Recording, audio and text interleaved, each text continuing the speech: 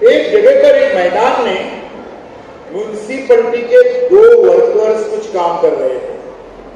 2 कामगार लोग काम कर रहे थे। एक आदमी कुदाल लेता है हाथ में और वो कुदाल से एक गड्ढा खोदता है, खड्डा खोदता है 2-3 फीट का। फिर दूसरा वाला आदमी आता है, वो मिट्टी भरता है, लेवलिंग करता है। फिर इससे पहला वाला आदमी जो है वो गड्ढा खोदता है, दूसरा आता है मिट्टी भरता है, गड्ढा खोदता है, मिट्टी भरता है। एक आदमी खड़े खड़े ये तमाशा देख रहा था। बोले क्या बात है भाई, तुम इतनी मेहनत से ये गड्ढा खोदते हो और ये आदमी आता है और मिट्टी भरता है, क्या बात है? बोलते हैं तुमको मालूम है क्या, हम म्युनिसिपैलिटी के 3 वर्कर्स हैं, 3 कामगार हैं। मेरा काम यह है कि मैं गड्ढा खोदूं, खड्डा खोदूं। ये दूसरा आदमी एक है जो आज आया नहीं है काम पे, उसका काम ये था कि वो उसके अंदर बीज डाले। और ये तीसरा आदमी काम ये है कि उसको मिट्टी भर दे, लेवलिंग कर दे। अब ये दूसरा आदमी, बीज डालने वाला आदमी आज आया नहीं है, गैर हाजिर है, हम उसका इंतजार नहीं कर सकते, हम अपना काम किए जा रहे हैं। बच्चों बहुत दिन हजरत, वो गड्ढा खोदने का, खड्डा खोदने का मकसद क्या था? दरख्त उगाना। लेकिन ये दूसरा आदमी, बीज डालने वाला आदमी, गैर हाजिर होने की वजह से मकसद ही खत्म हो गया। ये दूसरा आदमी हमारे समाज में, हिंदुस्तानी समाज में मुसलसिल एब्सेंट है, गैर हाजिर है। वो कौन है? वो है माँ बाप, वालिदैन, पालक। क्या हो रहा है आज हमारे एजुकेशन सिस्टम में कि टीचर जो हैं वो पढ़ा रहे हैं, काम दे रहे हैं, होमवर्क दे रहे हैं, सजा दे रहे हैं, गड्ढा खोद रहे हैं।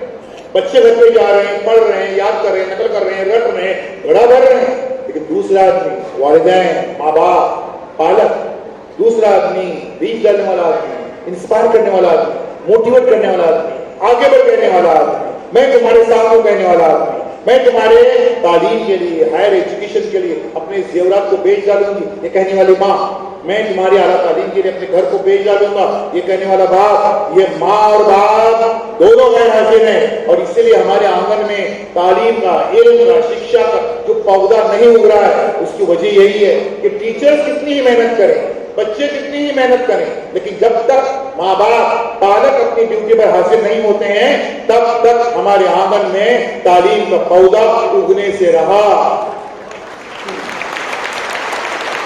कितना इंपॉर्टेंट और कितना की रोल है माँ बाप का इस पूरी शैक्षणिक प्रणाली में। देखिए कितना इंपॉर्टेंट रोल है। टीचर्स और बच्चों से भी ज्यादा माँ बाप का रोल जो है वो इंपॉर्टेंट है। ये लेकिन हो क्या रहा है आज, सभी लोग जान रहे हैं कि माँ बाप जो है इसमें ध्यान नहीं देते हैं। और इसमें इस माँ और बाप में होता क्या है, एक जिंदगी के स्कूटर है, उसका अगला पहिया जो है बाप है, पिछला पहिया जो है माँ है। और हमारे समाज में, हिंदुस्तानी समाज में, अगला ही पहिया जो है वो पंक्चर है और पिछले पहिए से जो है वो गाड़ी चलती है। ये आसान काम नहीं है इस तरीके से। तो ये जो मामलात हैं, ये बच्चे के जो उसकी जो परफॉर्मेंस है, उसकी जो कारकर्दगी है, आगे बढ़ने की जो उसकी जो इच्छा है, उन सब पर असरअंदाज होती है। ये हमको समझने के लिए हमारे डिस्टर्ब घर जो है, इसकी वजह से आपकी जो है वो प्रोग्रेस नहीं हो रही है। होता क्या है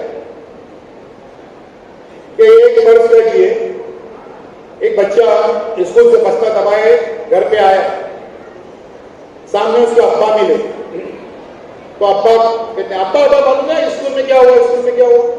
तो अब्बा बोलते हैं जा अंदर, तुम्हारी अम्मी बेकार बैठी, उनको पकाओ जाओ। वो अंदर गया, वो उसको बोलते हैं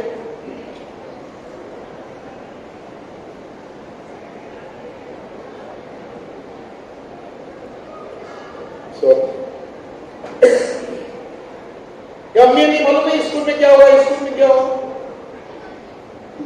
तो अम्मी बोलते भाई जाओ, मेरा वो लाइट चली गई है, ये चल नहीं रहा है, मिक्सर चल नहीं रहा है, वगैरह वगैरह सब। ये अब्बा सुनने को तैयार नहीं, अम्मी सुनने को तैयार नहीं। वो क्या, उसके बाद क्या होगी?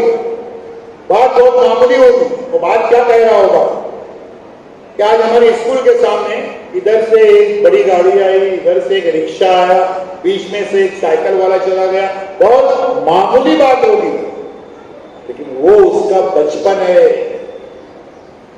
वो आपसे शेयर करना चाहता है, बचपन की यादों का आपको हिस्सेदार बनाना चाहता है। लेकिन अब्बा को टाइम नहीं है, अम्मी को टाइम नहीं है, वहां उधर नाके पे नुक्कड़ पे एक ऐसा आदमी खड़ा है जिसके लिए आपके बच्चे के पास टाइम ही टाइम है। क्यों? क्योंकि उसने कॉन्ट्रैक्ट लिया है। किस बात का कॉन्ट्रैक्ट लिया है? उसने कॉन्ट्रैक्ट लिया है, आपके बच्चे को बिगाड़ने का टाइम कॉन्ट्रैक्ट लिया है, वो उसे पहले लगता है। फिर क्या हो जाता है? फिर वो हमेशा बच्चा आपका जो है वो उसी की बात सुनेगा। फिर क्या होगा? फिर आप उस बच्चे के माँ बाप है और वो वहां पर जो खड़ा है वो उस बच्चे का माई बाप है, अपने माई बाप की बात सुनेगा। जैसे जैसे हो जाएगा वैसे वैसे हो जाएंगी। हम बात कर रहे थे कि किस तरीके से माँ बाप अपने बच्चों को, पालक अपने बच्चों को सबसे कीमती चीज जो दे सकते हैं वो टाइम, वो वक्त है। वो वक्त अगर देते हैं तो ही आप जो है अपने बच्चों को अपने कंट्रोल में रख सकते हैं।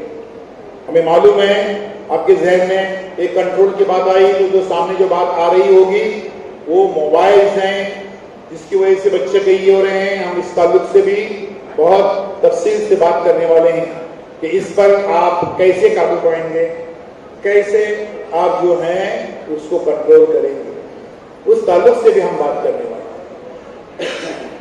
हम बात कर रहे थे कि माँ बाप का रोल जो है वो कितना अहम और कितना इंपॉर्टेंट है। इसमें इस माँ और बाप में हर समाज में, मुस्लिम समाज है, हिंदू समाज, बाप जो है तो एक कमजोर कड़ी साबित हो रहा है बदकिस्मती से।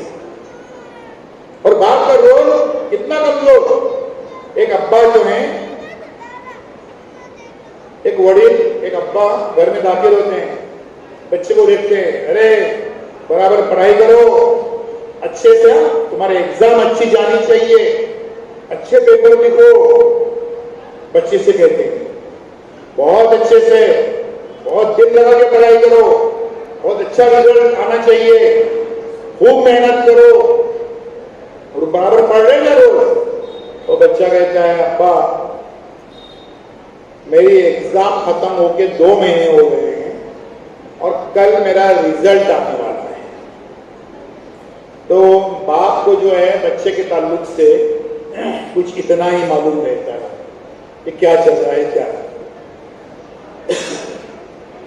ये माँ बाप का रोल कितना अहम और कितना इंपॉर्टेंट है, हमने इसकी तरफ देखा। अब बच्चों में आपकी तरफ आ रहा हूं क्योंकि काफी सारी इश्यूज हैं जिसमें मुझे बात करनी है। क्या करेंगे आप? ये टेक्नोलॉजी का दौर है और वो सुपर डुपर टेक्नोलॉजी का दौर है बच्चों, और बड़े चैलेंजेस आए हैं।